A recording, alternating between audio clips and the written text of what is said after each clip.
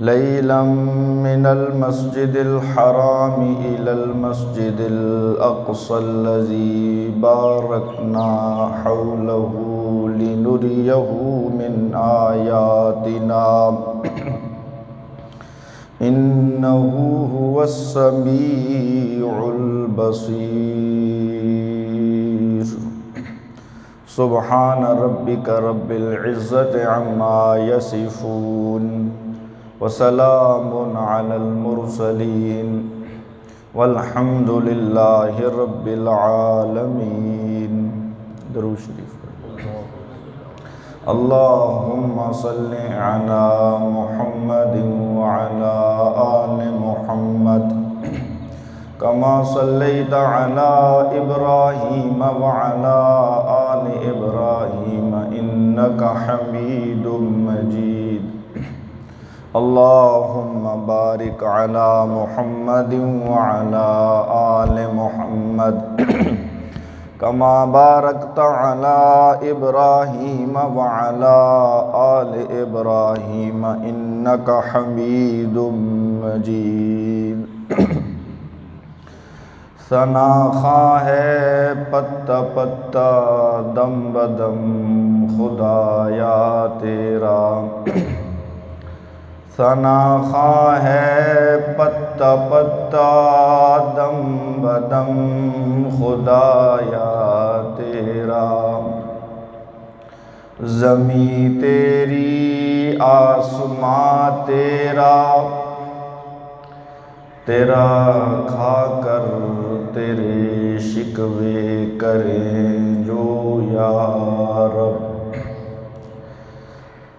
تیرا کھا کر تیرے شکوے جو کرے یا رب، ان پر بھی رہے لطف و کرم تیرا. قابل صد احترام سامعین اعظام، اللہ رب العزت کی توفیق سے آپ حضرات سے گفتگو کر رہا ہوں. اللہ تعالیٰ سے دعا ہے کہ مجھے صحیح صحیح بیان کرنے کی توفیق نصیب فرمائے اور ہماری آج کی اس حاضری کو اپنی بارگاہ میں منظور فرما کر ہماری نجات کا ذریعہ بنائے. سامعین اعظام، اسلامی تاریخ کے لحاظ سے رجب کا مہینہ رواں دواں ہے. رجب کے مہینے کو اس لیے بھی اہمیت حاصل ہے کہ یہ حرمت والا مہینہ ہے. 4 مہینے حرمت والے ہیں: ذوالقعدہ، ذوالحج، محرم، اور چوتھا مہینہ ہے رجب.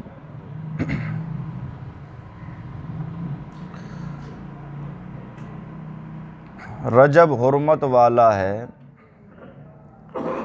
مطلب یہ ہے کہ اس مہینے میں اگر نیکی کی جائے تو نیکی کا اجر دوسرے مہینوں کی بنسبت زیادہ ہے،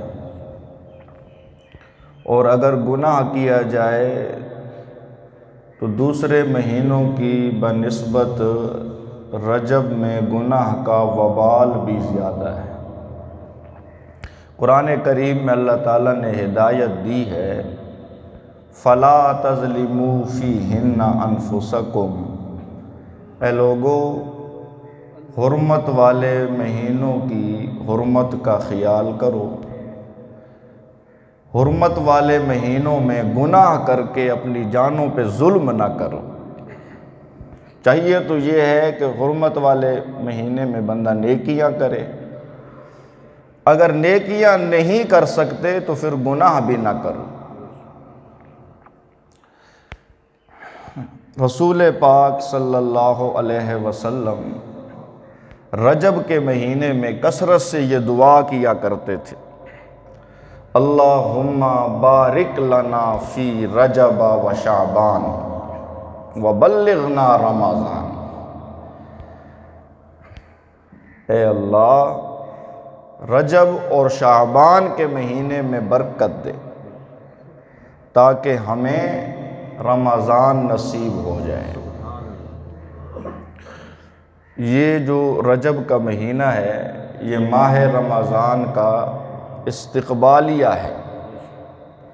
رجب سے ہی رسول پاک صلی اللہ علیہ وسلم ماہ رمضان کی تیاری شروع فرما دیا کرتے تھے۔ کثرت سے آپ روزے رکھا کرتے تھے، کثرت سے آپ عبادات کیا کرتے تھے، یعنی رمضان کے آنے سے پہلے ہی تیاری شروع کر دیتے اور یہ دعا مانگتے رہتے کہ مولا رجب کی گھڑیاں بھی نصیب کر، شعبان کی گھڑیاں بھی نصیب کر، اور وہ مہینہ جو سارے مہینوں کا سردار ہے رمضان، اس مہینے کی گھڑیاں بھی نصیب فرما۔ رجب میں ایک مشہور واقعہ جسے واقعہ معراج کہا جاتا ہے پیش آیا۔ راجع اور تحقیق کے مطابق رجب کی 27 تاریخ کو واقعہ معراج ہوا۔ نبوت کے 11ویں سال، ہجرت سے 1 سال پہلے، آپ صلی اللہ علیہ وسلم مکہ والوں سے مایوس ہو کر طائف کی بستی میں تشریف لے گئے، یہ امید لے کر کہ ہو سکتا ہے طائف والے لوگ میری دعوت کو قبول کر لیں، لیکن طائف والوں نے آپ صلی اللہ علیہ وسلم کے ساتھ انتہائی نامناسب رویہ رکھا، زبان سے بھی آپ کو ایذائیں دی، جملے کسے، اور بدبختوں نے ہاتھوں سے بھی آپ کو ایذائیں دی، پتھر مارے، وجود مطہرہ کو لہو لہان کر دیے، آپ کے سر مبارک کا خون بہتا ہوا آپ کے نالین میں جمع ہو گیا۔ یہی وہ موقع تھا کہ آسمان سے فرشتے آئے، عرض کیا یا رسول اللہ آپ کی یہ حالت ہم سے دیکھی نہیں جاتی، آپ لب ہلائیں، لب ہلانا آپ کا کام ہے، اور طائف کے ان بدبختوں کو عذاب الہی کا مزہ چکھانا یہ ہمارا کام۔ آپ کہیں تو طائف کے ان 2 پہاڑوں کو ہم آپس میں ملا دیں اور یہ طائف کے لوگ ان پہاڑوں کے درمیان میں پھنس کے رہ جائیں، قیمہ بن جائیں۔ آپ صلی اللہ علیہ وسلم نے، آپ کا لقب ہے رحمت للعالمین، آپ نے فرمایا میں بد دعا دینے کے لیے نہیں آیا، میں تو رحمت بن کے آیا۔ اللہم اہد قومی فإنہم لا یعلمون، مولا یہ میری قوم میرے مقام سے لا علم ہے، یہ غافل ہیں، میرے رتبے سے جاہل ہیں، مولا میں انہیں بد دعا نہیں دیتا، یہ مجھے پتھر مارتے ہیں اور میں انہیں ہدایت کی دعا کرتا ہوں، مولا انہیں ہدایت۔ یہ جو سفر تھا طائف کا یہ غموں سے بھرا ہوا تھا، تکلیفوں سے بھرا ہوا تھا۔ پھر اسی سال آپ کی پیاری بیوی ام المومنین سیدہ خدیجۃ الکبریٰ رضی اللہ تعالی عنہا بھی دنیا سے رخصت ہو گئی، اور آپ کے چچا ابو طالب بھی اس دنیا سے رخصت ہو گئے۔ صدمے پر صدمہ، تکلیف پر تکلیف۔ یہی وجہ ہے کہ نبی پاک نے اس سال کو عام الحزن کہا، غم والا سال۔ کون سا سال جی؟ غم والا۔ اس کی ایکو اگر بند ہو جائے نا تو آواز کھلی رہے، ایکو بند کر دو۔ آپ صلی اللہ علیہ وسلم نے عام الحزن یعنی غم والا سال، ایک یہ کہ بیوی ساتھ دینے والی دنیا سے چلی گئی، دوسرا یہ کہ چچا ساتھ دینے والا دنیا سے چلا گیا، تیسرا یہ کہ آپ کو امید تھی کہ طائف والا میرا ساتھ دیں گے، طائف والوں نے بھی آپ کا ساتھ نہیں دیا۔ ان حالات میں جب آپ گھر آئے، بیت اللہ کے دامن میں حتیب میں آپ آرام فرما تھے، سوئے ہوئے تھے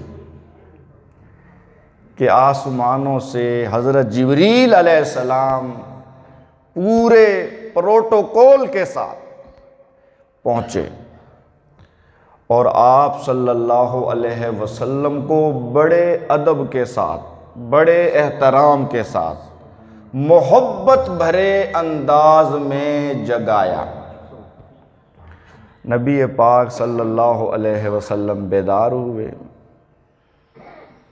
حضرت جبریل علیہ السلام نے اللہ تعالیٰ کا پیغام دیا کہ اے میرے نبی، آپ غمزدہ ہیں، پریشان حال ہیں، دکھی ہیں، اللہ تعالیٰ آپ کے دکھوں کا مداوع کرنا چاہتا ہے، اللہ تعالیٰ آپ کی اس پریشانی کو خوشی میں بدلنا چاہتا ہے، اللہ تعالیٰ نے آپ کو آسمانوں پر بلایا ہے۔ سبحان اللہ۔ یہ آپ ذرا غور کریں نا،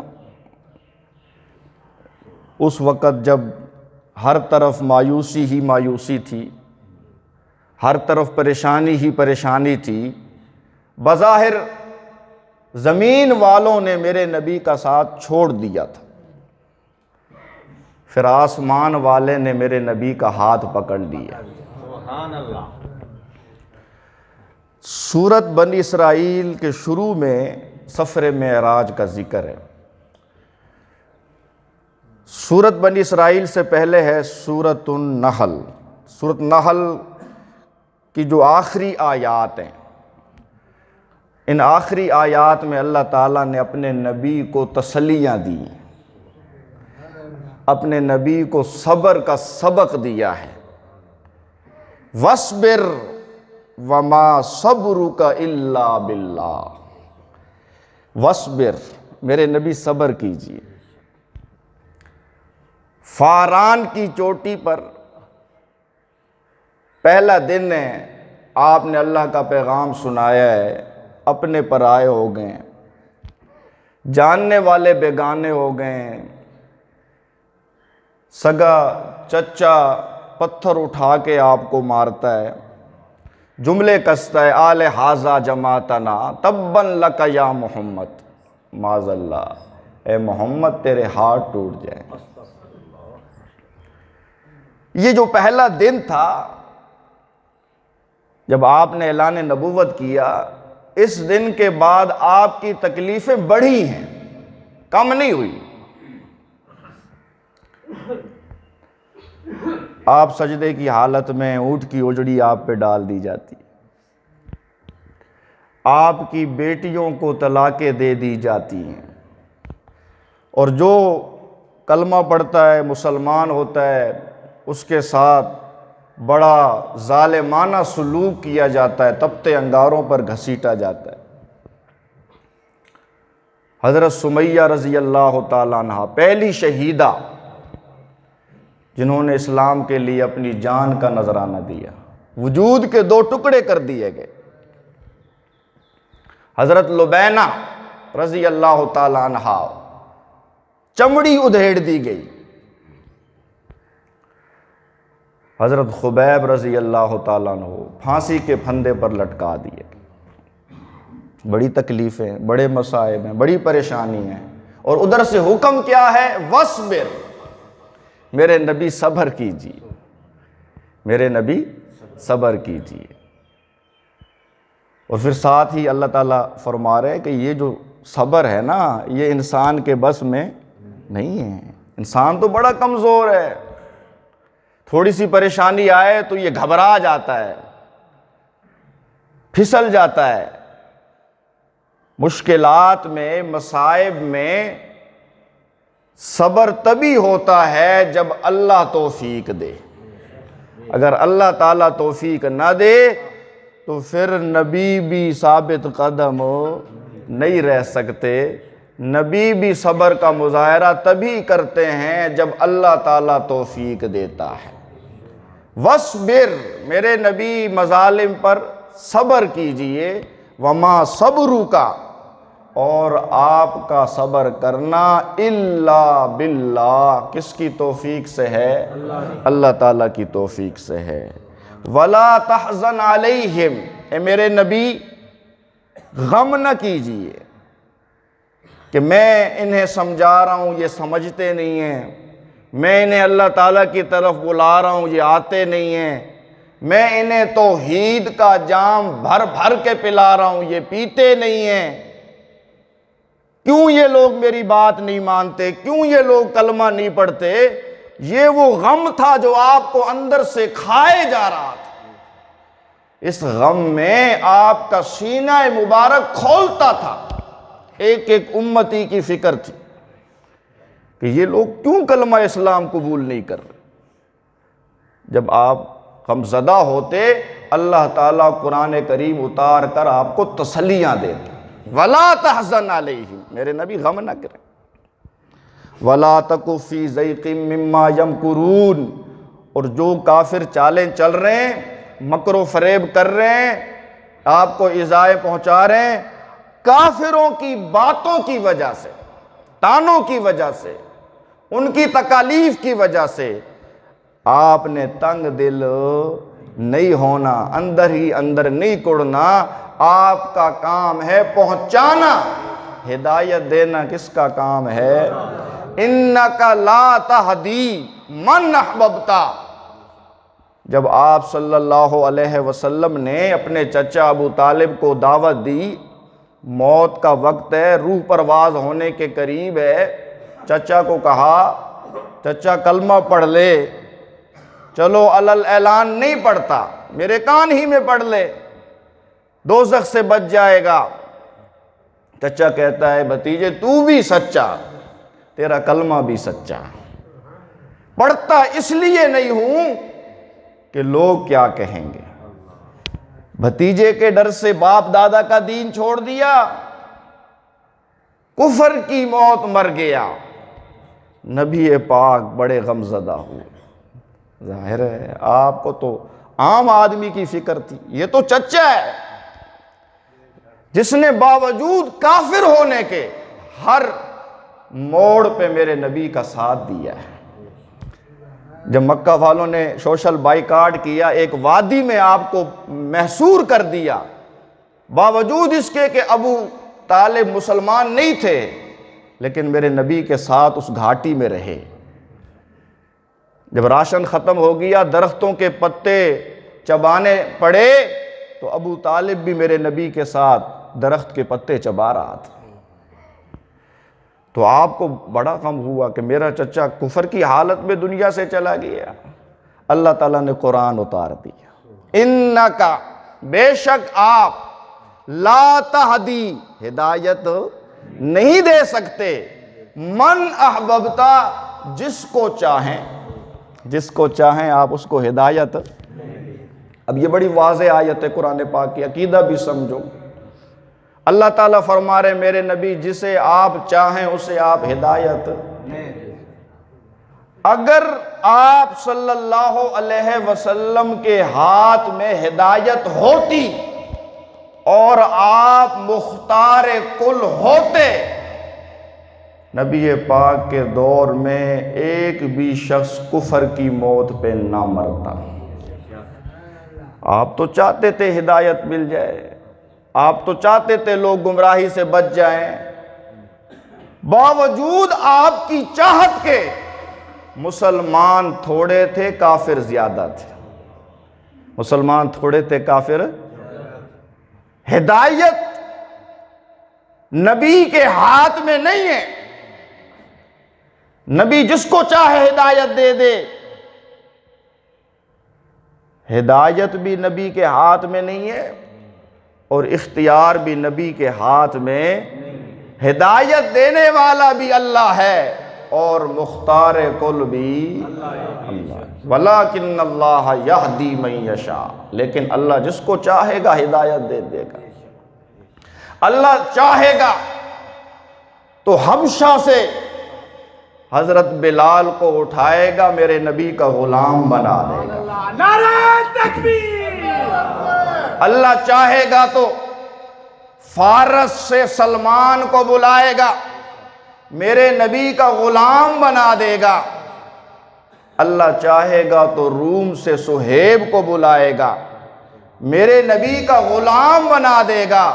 اور اگر اللہ نہ چاہے، نبی کا چچا ہی کیوں نہ ہو، اسے ہدایت نہیں ملتی۔ آپ ابو طالب کی وفات پر بھی پریشان ہوئے، طائف کے لوگوں نے نہیں مانا، آپ پریشان ہوئے۔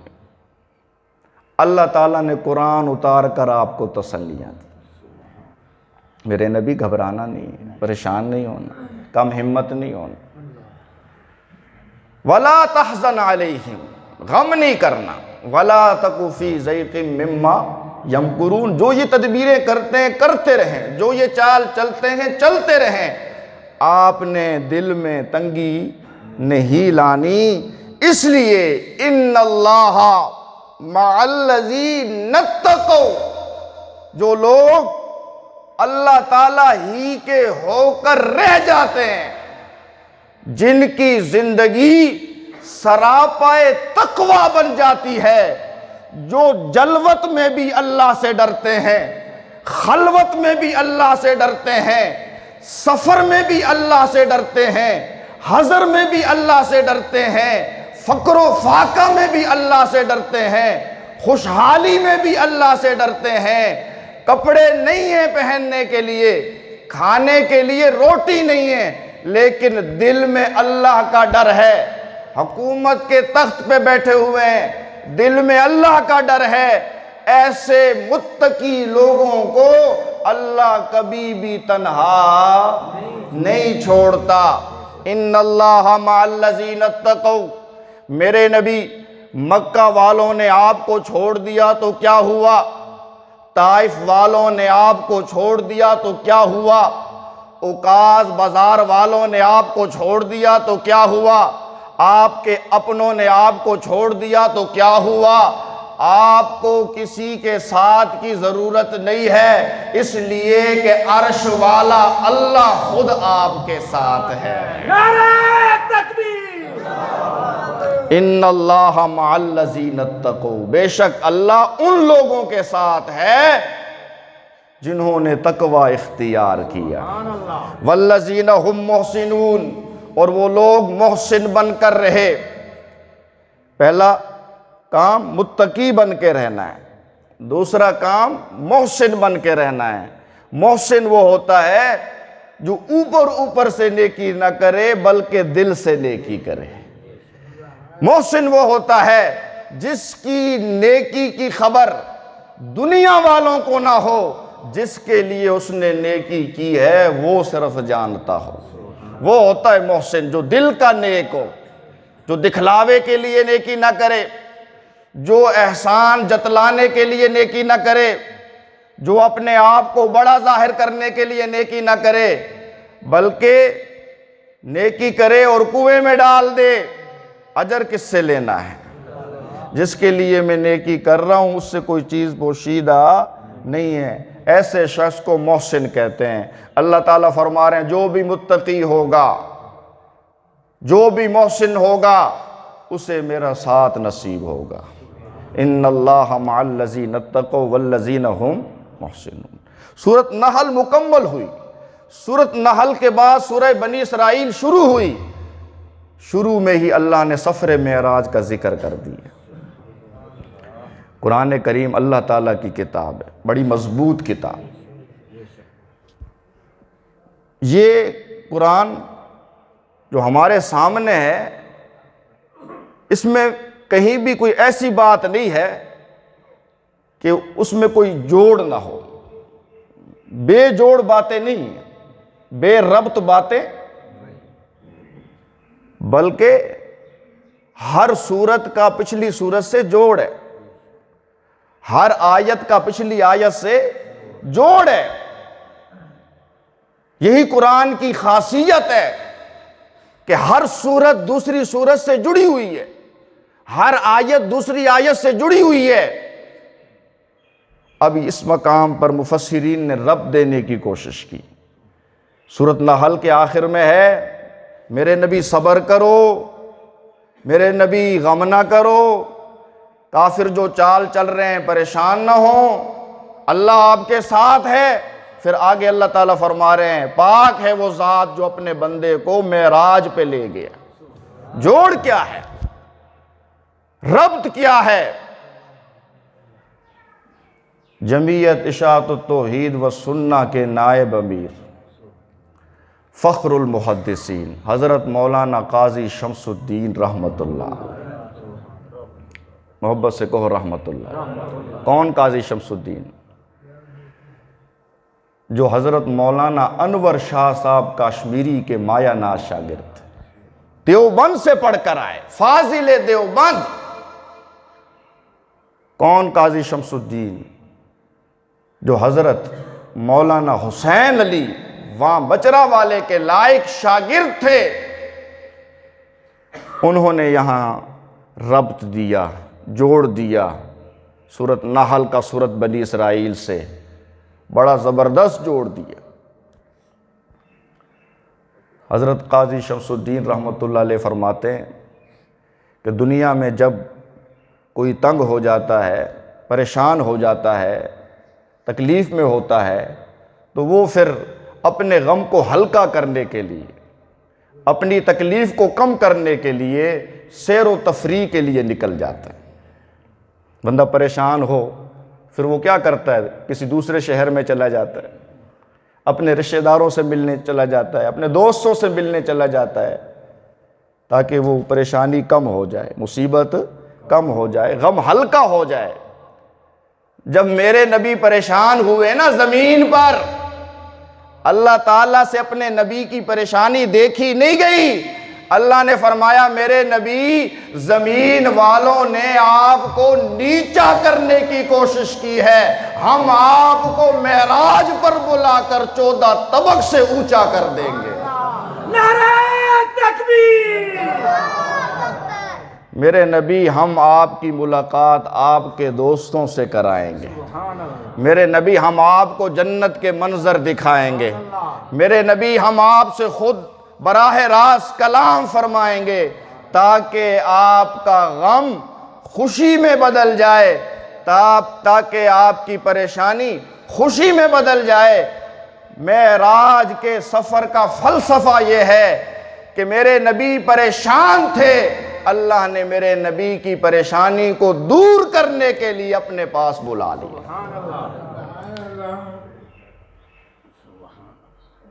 یہ جو سفر ہوا ہے اسے ہم معراج کہتے ہیں۔ معراج عروج سے، عروج کا معنی ہوتا ہے بلندی۔ چونکہ اس سفر میں آپ کو بلندی نصیب ہوئی، بلندی ایک آسمان سے دوسرے آسمان، دوسرے سے تیسرے، چوتھے، پانچویں، چھٹے، ساتویں۔ ہم اندازہ کریں ذرا، زمین سے لے کے آسمان تک کتنا فاصلہ ہے؟ سائنس بڑی ترقی کر گئی، لیکن آج تک کوئی سائنسدان یہ فاصلہ نہیں بتا سکا۔ سمجھ آئی؟ زمین سے سورج تک کا فاصلہ سائنسدانوں نے بتایا ہے۔ سورج زمین سے 9 کروڑ میل دور ہے۔ کتنا دور ہے جی؟ 9 کروڑ میل دور ہے سورج زمین سے۔ سورج کی روشنی جب زمین پہ آتی ہے تو روشنی کو زمین پر آنے میں 8 منٹ لگتے ہیں۔ کتنے منٹ لگتے ہیں جی؟ 8 منٹ۔ تو یہ تو زمین سے سورج تک کا فاصلہ ہے، آسمان سورج سے بھی اوپر ہے، پھر ایک آسمان نہیں 7 آسمان، پھر 7 آسمانوں سے اوپر ایک مقام ہے جسے سدرۃ المنتہا کہتے ہیں، جو اس کائنات کی انتہا ہے۔ میرے پیارے نبی سدرۃ المنتہا سے بھی آگے نکل، آپ کے ساتھ حضرت جبریل علیہ السلام تھے۔ جب سدرۃ المنتہا پر پہنچے، حضرت جبریل علیہ السلام نے آپ صلی اللہ علیہ وسلم سے معذرت کی کہ اب میں آپ کا رفیق سفر نہیں بن سکتا، سدرۃ المنتہا یہ میری آخری منزل ہے، اب مجھے آگے جانے کی اجازت، ایک قدم بھی اگر آگے رکھتا ہوں تو رب کی تجلی سے میرے پر جلتے ہیں۔ اب آپ نے تنہا سدرۃ المنتہا سے آگے جانا ہے۔ قربان جائیے، میرے نبی کی عظمت تو دیکھو، جس مقام پر نوریوں کے سردار حضرت جبریل علیہ السلام کی پرواز ختم ہوتی ہے، وہاں سے بشریوں کے سردار آمنہ کے لال کی پرواز شروع ہوتی ہے۔ سبحان اللہ۔ آپ سدرۃ المنتہا سے بھی آگے چلے گئے۔ جب یہ سفر شروع ہوا، آپ صلی اللہ علیہ وسلم کا سینہ مبارک چاک کیا گیا، سینہ مبارک کو چاک کر کے آپ کا دل نکالا گیا، دل کو سونے کی تھال میں رکھا گیا، زمزم کے پانی سے دھویا گیا، علم و حکمت سے بھرا گیا۔ اس سارے واقعے کو کہتے ہیں شق صدر، سینہ مبارک کو چاک کیا گیا، حضرت جبریل علیہ السلام نے چاک کیا، دل نکالا، دل کو دھویا، علم و حکمت سے بھرا۔ یہ شق صدر اس لیے ہوا تاکہ آپ صلی اللہ علیہ وسلم آسمانوں کی سیر کے متحمل ہو سکے، جنت جہنم کے معائنے کے متحمل ہو سکے۔ اللہ تعالیٰ کی طرف سے یہ حکمت تھی، آپ کا شق صدر ہوا۔ پھر اس کے بعد ایک جانور لایا گیا جنت سے جسے براق کہا جاتا ہے، جو جسامت میں گدھے سے بڑا تھا اور خچر سے چھوٹا تھا۔ جب نبی پاک براق پر سوار ہوئے، رفتار اتنی تھی کہ جہاں اس کی نظر پڑتی تھی وہاں اس کا قدم لگتا تھا۔ پھر اس سفر میں، زمینی سفر میں، آپ صلی اللہ علیہ وسلم نے بڑے بڑے عجائبات دیکھے۔ آپ نے دیکھا ایک بڑھیا ہے، وہ آپ کو اپنی طرف بلا رہی ہے۔ حضرت جبریل علیہ السلام نے آپ سے فرمایا کہ یا رسول اللہ، اس بڑھیا کی طرف توجہ نہ کریں، آپ چلیں آگے۔ پھر آپ نے دیکھا ایک بوڑھا ہے، وہ آپ کو اپنی طرف بلا رہا ہے۔ تو حضرت جبریل علیہ السلام نے عرض کیا یا رسول اللہ، آپ آگے چلیے، اس بوڑھے کی بات سننے کی ضرورت نہیں۔ بعد میں حضرت جبریل علیہ السلام نے فرمایا یہ جو بڑھیا تھی نا، یہ دنیا تھی، اور یہ جو بوڑھا تھا یہ شیطان تھا۔ بڑھیا دنیا اور بوڑھا شیطان، یہ شیطان آپ کو دنیا کی طرف بلا رہا تھا۔ جتنی اس بڑھیا کی عمر تھوڑی ہے نا جی، اتنی اس دنیا کی عمر تھوڑی ہے۔ جیسے اس بڑھیا نے ابھی مر جانا ہے، قبر میں اس کے پیر ہیں، ایسے ہی دنیا ہے، فانی ہے، چند دن کی چاندنی، پھر اندھیری رات ہے۔ پھر آپ آگے چلتے گئے حتیٰ کہ آپ مسجد اقصیٰ میں جا پہنچے۔ مسجد اقصیٰ کے باہر جہاں سواریوں کو باندھنے کے لیے قلعے لگے ہوئے تھے، ان میں سے ایک قلعے کے ساتھ آپ صلی اللہ علیہ وسلم کی سواری کو باندھ دیا گیا۔ پھر آپ مسجد میں تشریف لائے۔ آپ فرماتے ہیں رأیت الانبیاء جمعوا لی، میں کیا دیکھتا ہوں؟ بیت المقدس میں انبیاء میرے انتظار میں ہیں۔ انبیاء سے ملاقات ہوئی، صفیں بننے لگی۔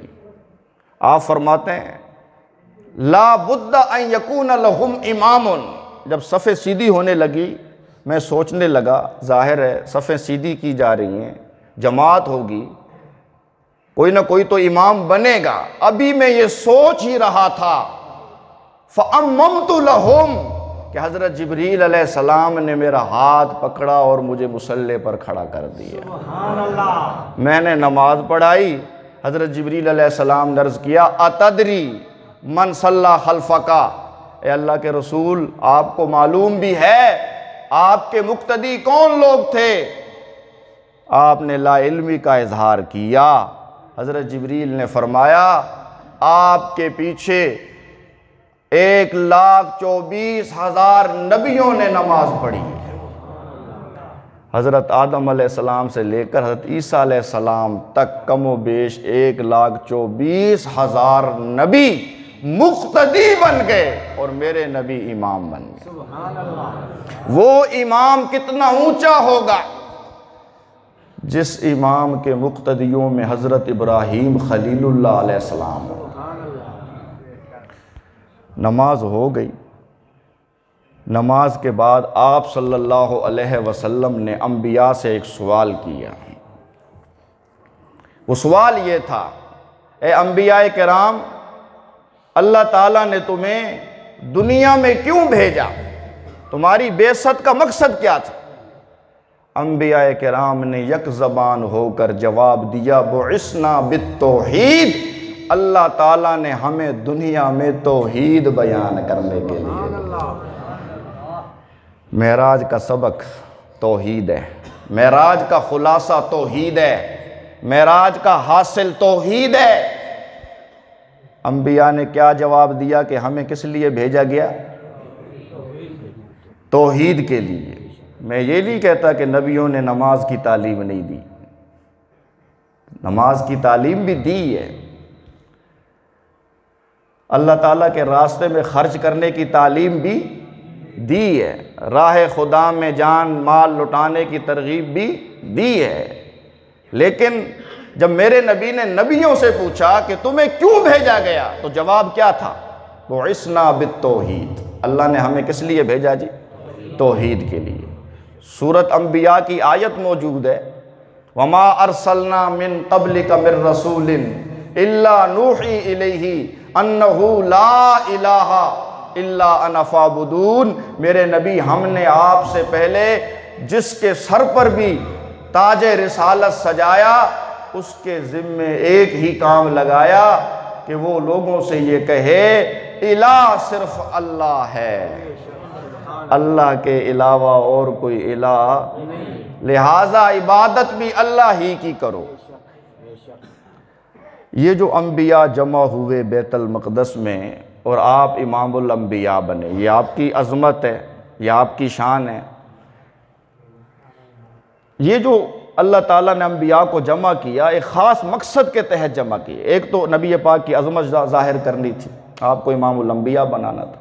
دوسرا ایک عہد تھا جو اللہ نے نبیوں سے لیا ہوا تھا، وہ عہد یہ تھا اے نبیوں اگر تمہارے زمانے میں میرا آخری نبی آ جائے لَتُؤْمِنُنَّ بِهِ، تو تم نے کیا کرنا ہے؟ اس نبی کے ہاتھ پر ایمان لانا ہے، وَلَتَنْصُرُنَّ، اور اس نبی کے سپاہی بن کر اس نبی کا ساتھ دینا ہے۔ رسولوں نے یہ عہد کیا وَإِذْ أَخَذَ اللَّهُ مِيثَاقَ النَّبِيِّينَ لَمَا آتَيْتُكُم مِّن كِتَابٍ وَحِکْمَةٍ، اے رسولوں کی جماعت اللہ تم سے ایک وعدہ لیتا ہے کہ جب وہ تمہیں کتاب دے گا، حکمت دے گا، ثُمَّ جَاءَكُمْ رَسُولٌ، پھر وہ آخری رسول آ گیا تمہارے زمانے میں لَتُؤْمِنُنَّ بِهِ، تو تم نے کیا کرنا ہے جی؟ اس رسول پر ایمان لانے کا مطلب یہ ہے کہ تم نے اپنا کلمہ چھوڑ کر اس رسول کے کلمے کو پڑھ کر ایمان میں داخل ہونا ہے۔ سمجھ آ رہی ہے بات؟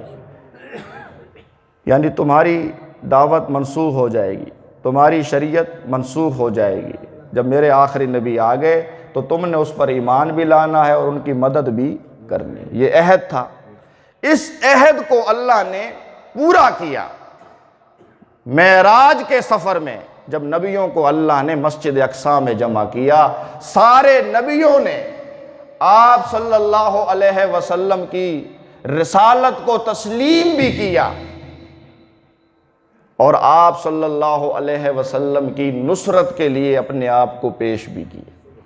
تو یوں یہ جو وعدہ تھا یہ پورا ہو گیا۔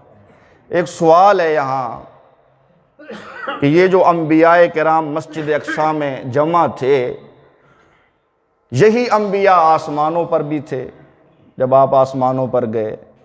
بعض انبیاء کو آپ نے قبر میں بھی دیکھا، جیسا کہ حضرت موسیٰ علیہ السلام کے بارے میں آتا ہے، ایک روایت ہے کہ جی وہ قبر میں تھے اور نماز پڑھ رہے تھے۔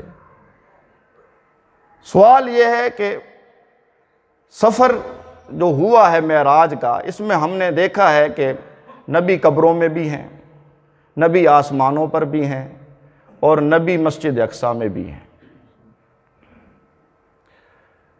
کیا کوئی شخص مرنے کے بعد اسی دنیا والے جسم کے ساتھ دنیا میں آ سکتا ہے؟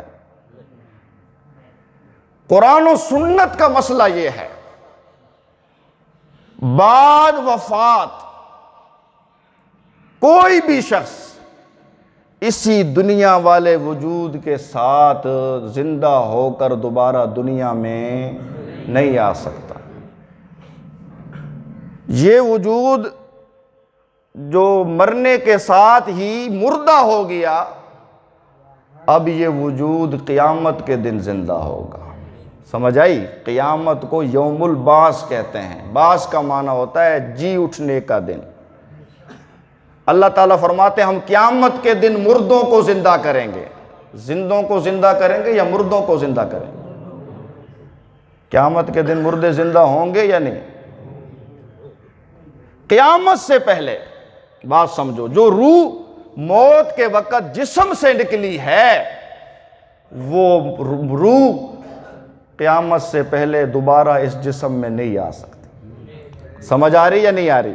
اللہ یتوفی الانفس حین موتہا واللتی لم تمت فی منامہا فیمسک التی قضا علیہا الموت۔ اللہ جب کسی نفس کو فوت کرتا ہے، موت کے وقت اس کی روح روک لیتا ہے، جسم کی طرف نہیں چھوڑتا، جسم کی طرف وہ شہید جنت میں اللہ تعالیٰ ان سے پوچھتا ہے کچھ چاہیے؟ شہید کہتے ہیں اللہ سب کچھ مل گیا۔ جب اللہ تعالیٰ بار بار پوچھتے ہیں تو شہیدوں کی روحیں کہتی ہے مولا ہماری روحوں کو دنیا والے جسموں میں واپس کر دے، انت رد ارواحنا فی اجسادنا، مولا ہماری روحوں کو ہمارے دنیا والے جسموں میں۔ معلوم ہوا کہ شہیدوں کی روح جسموں میں نہیں ہوتی، دنیا والے جسموں میں، تبھی تو وہ یہ آرزو کر رہے کہ ہماری روحوں کو ہمارے جسموں میں۔ اللہ تعالیٰ فرمائیں گے یہ تمہاری آرزو پوری، اگر یہ آرزو پوری ہو گئی اسی کا نام تو قیامت ہے۔ یہ روح تو واپس جسم میں قیامت والے دن پلٹے گی۔ قرآن و سنت کی صریح آیات اس پر دلالت کرتی ہے۔ وَإِذَا النُّفُوسُ زُوِّجَتْ، قیامت کا ذکر ہے نا جی۔ وَإِذَا النُّفُوسُ، جب روحوں کو جسموں کے ساتھ ملایا جائے گا۔ قیامت اس دن کو کہتے ہیں جب روحوں کو جسموں کے ساتھ ملایا جائے گا۔ تو یہ جو روح موت کے وقت نکلی ہے، قیامت سے پہلے یہ دوبارہ اس جسم میں نہیں آ سکتی۔ اس کو کہتے ہیں اعادہ روح، روح کا واپس جسم میں لوٹ آنا۔ اہل و سنت والجماعت کی عقائد کی کوئی سی کتاب اٹھا لو، چیلنج کے ساتھ کہتا ہوں، کسی سنی عالم کا یہ عقیدہ نہیں ہے کہ جی روح واپس جسم میں لوٹ آتی ہے۔ ہاں شیعوں کا عقیدہ ہے، اصول کافی، شیعوں کا عقیدہ ہے کہ روح جسم میں واپس آ جاتی ہے۔ سمجھ آ رہی ہے کوئی نہیں آ رہی؟ اب تمہارے فیصلہ تمہارے ہاتھ میں، شیعہ بنو سنی بنو، یا تو سنی بنو یا شیعہ بنو۔ تم بھی کہو جی روح واپس لوٹ آتی ہے جیسے شیعہ کہتے ہیں۔ قرآن و سنت کا عقیدہ یہ ہے کہ جو روح موت کے وقت جسم سے نکل گئی وہ پلٹ کر دوبارہ جسم میں۔ سوال یہ ہے کہ انبیاء کرام علیہم السلام مسجد اقصی میں جمع ہوئے، آپ کی اقتداء میں نماز پڑھی، آپ پر ایمان بھی لائے، آپ کی نصرت کا وعدہ بھی کیا، تو کیا یہ حقیقی جسموں کے ساتھ تھے، دنیا والے جسموں کے ساتھ تھے؟ میری نہ مانو، بزرگوں کی مانو۔ تفسیر بیضاوی مستند تفسیر ہے، متفقہ تفسیر ہے، درس نظامی میں شامل ہے، بریلوی بھی پڑھاتے ہیں، دیوبندی بھی پڑھاتے ہیں۔ تفسیر بیضاوی میں علامہ بیضاوی نے جب سفر معراج کا ذکر کیا، اسی مقام پر فرمایا کہ یہ جو نبی مسجد اقصیٰ میں آئے تھے نا، یہ دنیا والے جسموں کے ساتھ نہیں آئے تھے، بلکہ یہ مثالی جسموں کے ساتھ آئے تھے۔ کون سے جسم تھے جی؟ کون سے جسم تھے جی؟ مثالی۔ علامہ ابن قیم نے کتاب الروح میں لکھا کہ میرے نبی نے انبیاء کو جو دیکھا نا، یہ ان کی روحوں کو آپ نے دیکھا، مثالی جسموں میں دیکھا، حقیقی جسم تو ان کے قبروں میں محفوظ ہے۔ انبیاء کے حقیقی جسم کہاں تھے؟ یہ جو ملاقات ہو رہی تھی، یہ مثالی اجسام سے ملاقات ہو رہی تھی۔ سمجھ آ رہی ہے کوئی نہیں آ رہی؟ حضرت یونس علیہ السلام سے آپ کی ملاقات ہوئی۔ حضرت یونس علیہ السلام اونٹنی پر سوار ہیں اور تلبیہ پڑھ رہے ہیں۔ یہ جو اونٹنی تھی جس پر حضرت یونس علیہ السلام سوار تھے، یہ حقیقی اونٹنی تھی یا مثالی اونٹنی تھی؟ مثالی تھی نا، حقیقی تو نہیں تھی، کیونکہ حضرت یونس علیہ السلام کی جب تدفین ہوئی تھی، ایسا تو نہیں ہوا کہ اونٹنی آپ کے ساتھ دفن کی گئی ہو، کہ آپ بھی قبر سے باہر آئے تو اونٹنی بھی آپ کے ساتھ باہر آ گئی۔ جیسے یہ اونٹنی مثالی تھی، ایسے ہی حضرت یونس علیہ السلام کا وجود بھی مثالی تھا۔ نشر الطیب حکیم الامت حضرت مولانا اشرف علی تھانوی رحمت اللہ علیہ، ان کی کتاب اٹھا لو نشر الطیب۔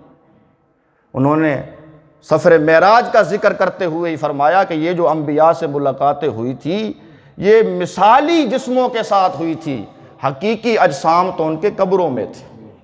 سمجھ آ رہی ہے کوئی نہیں آ رہی؟ بہرحال آپ صلی اللہ علیہ وسلم مسجد اقصیٰ سے آگے بڑھے، ایک سیڑھی لائی گئی جنت سے، اس سیڑھی پہ آپ چڑھے، اس سیڑھی کے ذریعے پھر یہ آسمانوں کا سفر آپ نے کیا، آسمانوں پر نبیوں سے آپ کی ملاقاتیں ہوئی، ہر آسمان پر آپ کو ویلکم کہا گیا، آپ کا استقبال کیا گیا۔ مرحبا یا ابن الصالح والنبی الصالح فنعم المجی جاء اہلاً و سہلاً مرحبا، بخیر راغلے، ست بسم اللہ، جی آیا نو۔ ہر نبی نے میرے نبی کا استقبال کیا۔ سدرۃ المنتہا سے جب آپ آگے بڑھے، جنت کا آپ کو معائنہ کرایا گیا، دوزخ کا آپ کو معائنہ کرایا گیا۔ یہاں سے بھی یہ بات سمجھ میں آ رہی ہے، آپ صلی اللہ علیہ وسلم نے معراج کے موقع پر جس جنت کو دیکھا، وہ جنت حقیقی تھی یا مثالی تھی؟ بولتے نہیں، مثالی تھی۔ وہ جنت کیا تھی؟ حقیقی جنت آپ کو نہیں دکھائی گئی، وہ تو بعد وفات انبیاء کی یہ خصوصیت ہے کہ انہیں براہ راست جنت کا داخلہ ملتا ہے، لیکن ابھی تو نبی پاک حیات ہیں، ابھی آپ پر موت نہیں آئی۔ وہ آپ نے جو جنت دیکھی، دوزخی دیکھے، وہ سب مثالی تھا۔ سمجھو بات کو، آپ نے دیکھا کہ کچھ لوگ ہیں، ان کے سر بھاری پتھروں کے ساتھ کچلے جا رہے ہیں۔ آپ نے حضرت جبریل علیہ السلام سے پوچھا کہ یہ کون لوگ ہیں؟ حضرت جبریل علیہ السلام نے فرمایا یہ وہ لوگ ہیں جو نمازوں میں سستی کرتے ہیں، نمازوں میں سستی کرتے ہیں، نماز پڑھتے ہیں لیکن سستی کرتے ہیں، وقت کا خیال نہیں کرتے، جماعت کا خیال نہیں کرتے، آداب اور سنن کا خیال نہیں کرتے، نماز کے لیے اٹھتے ہیں تو سستی سے اٹھتے ہیں، نماز میں ہوتے ہیں تو تھکے ہوئے ہوتے ہیں، دل نہیں لگتا نماز میں۔ فرمایا کہ یہ وہ لوگ ہیں جو نماز میں سستی کرتے ہیں، ایسے لوگوں کے سر پتھروں کے ساتھ کچلے جا رہے تھے۔ ابھی نماز فرض بھی نہیں ہوئی، ابھی نماز، لیکن سر کچلے جا رہے ہیں۔ تو یہ کیا تھا؟ یہ مثالی تھا۔ کیا تھا؟ یہ مثالی تھا کہ اگر نماز فرض ہونے کے بعد کوئی نماز میں سستی کرے گا تو اس کے لیے اللہ نے یہ سزا رکھی۔ پھر آپ نے دیکھا کچھ لوگ ہیں ان کی شرمگاہوں پر چیچڑے ہیں، اور وہ جو کھانا نگل رہے ہیں وہ بدبودار ہے، کانٹے دار ہے۔ آپ نے پوچھا یہ کون بدبخت ہیں؟ حضرت جبریل نے فرمایا یہ وہ لوگ ہیں جو اپنے مال میں سے زکوٰۃ نہیں نکالتے۔ یہ معراج کا سبق ہے ہمارے لیے، یہ میرے نبی دیکھ کے آئے ہیں، یہ ہو رہا تھا وہاں اور ایسے ہی ہونا ہے۔ اللہ غفور الرحیم ہے، دیکھی جائے گی، یہ شیطان کا دھوکہ ہے۔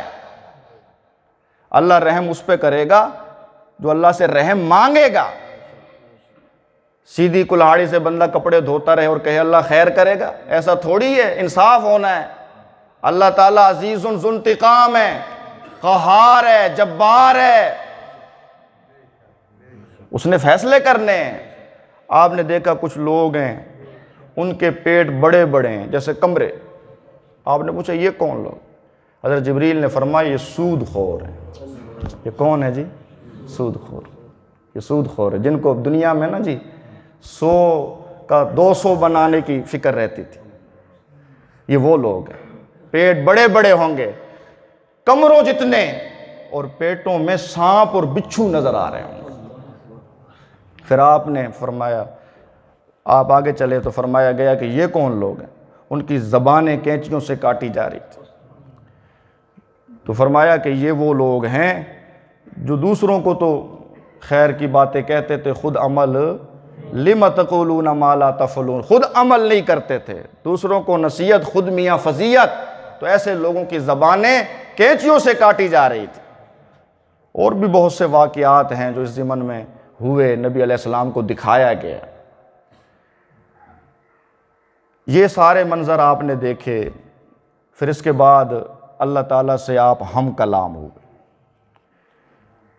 یہاں یہ مسئلہ یاد رہے، معراج کے موقع پر نبی پاک صلی اللہ علیہ وسلم نے اللہ تعالیٰ سے کلام تو براہ راست کیا ہے، لیکن براہ راست اللہ کو دیکھا نہیں ہے۔ بخاری شریف میں ہے، ام المومنین حضرت عائشہ صدیقہ رضی اللہ تعالیٰ عنہ فرماتی ہیں جو یہ کہتا ہے کہ نبی پاک نے معراج کے موقع پر نبی اللہ تعالیٰ کو اپنی آنکھوں سے دیکھا ہے، وہ جھوٹ بولتا ہے، وہ جھوٹ بولتا ہے۔ کیوں؟ قرآن میں ہے لا تدرکہ الابصار وہو یدرک الابصار، اللہ کو کوئی نظر نہیں دیکھ سکتی اور اللہ کی نظر سے کوئی چھپ نہیں سکتا۔ سمجھ آئی؟ ما کان لبشر ان یکلمہ اللہ الا وحیا او من وراء حجاب، کسی بشر میں یہ صلاحیت نہیں ہے کہ وہ وحی کے بغیر اللہ سے کلام کرے اور پردے کے بغیر اللہ سے کلام کرے۔ سمجھ آئی؟ پردہ، حضرت موسیٰ علیہ السلام بھی جب اللہ تعالیٰ سے کلام کرتے تھے تو پردے میں کرتے تھے۔ موسیٰ علیہ السلام کلیم اللہ تو ہیں لیکن انہوں نے اپنی آنکھوں سے اللہ تعالیٰ کو دیکھا، بلکہ قرآن پاک میں ذکر ہے ایک مرتبہ انہوں نے خواہش کی یا اللہ میں آپ کو دیکھنا چاہتا ہوں۔ اللہ تعالیٰ نے فرمایا لن ترانی، اے موسیٰ آپ ہرگز مجھے نہیں دیکھ سکتے۔ سمجھ آئی؟ اللہ تعالیٰ نے فرمایا یہ طور ہے، میں اس پہ اپنی تجلی ڈالتا ہوں، اگر یہ طور میری تجلی برداشت کر گیا تو آپ بھی میری تجلی برداشت کر لو گے۔ لیکن قرآن نے نقشہ کھینچا، موسیٰ علیہ السلام اللہ تعالیٰ کی تجلی برداشت۔ اصول یہ ہے کہ اسی دنیا میں، اسی زندگی میں، انہی آنکھوں کے ساتھ اللہ تعالیٰ کو دیکھنا ممکن نہیں ہے۔ سمجھ آئی؟ تو آپ صلی اللہ علیہ وسلم نے معراج کے موقع پر اللہ تعالیٰ کو نہیں دیکھا۔ سمجھ آئی؟ ہاں اللہ تعالیٰ سے کلام ضرور کیا ہے۔ کلام کیا تھا؟ آپ نے اللہ تعالیٰ کے حضور 3 تحفے پیش کیے ہیں۔ التحیات للہ، مولا میری ساری زبانی عبادتیں تیرے لیے، والصلوات، مولا میری ساری بدنی عبادتیں، والطیبات، مولا میری ساری مالی عبادتیں تیرے لیے۔ جواب میں اللہ تعالیٰ نے میرے نبی کو 6 تحفے دیے۔ السلام علیکہ ایھا النبی، سلامتی ہو آپ پر اے نبی، ورحمت اللہ، اللہ کی رحمت ہو آپ پر اے میرے نبی، وبرکاتہ، اللہ کی برکتیں ہوں۔ یہ 3 تحفے تو نبی پاک کے لیے خاص تھے، لیکن آپ نے اس موقع پر بھی اپنی امت کو نہیں بھلایا۔ آپ نے فرمایا مولا مجھ پر تو رحمتیں ہیں ہی، سلامتیاں ہیں ہی، برکتیں ہیں ہی، السلام علینا وعلی عباد اللہ الصالحین۔ مولا میری امت میں سے جو میرا غلام بن کر زندگی گزارے اس پر بھی سلامتیاں کر دے۔ جب یہ کلام ہو رہا تھا فرشتے وہاں موجود تھے، انہوں نے جب یہ سنا، حبیب اور محبوب کی محبت کو دیکھا، بول اٹھے اشہد اللہ الہ واشہد ان محمدً عبدہ۔ یہ جو ہم تشہد پڑھتے ہیں التحیات للہ، یہ جو کلمے ہیں یہ وہ کلمے ہیں جو میرے نبی نے معراج کے موقع پر اللہ تعالیٰ کے سامنے پیش کیے تھے، اور بدلے میں جو اللہ تعالیٰ نے کلمے دیے تھے یہ اس کا سارا خلاصہ ہے جو ہم نماز میں پڑھتے ہیں۔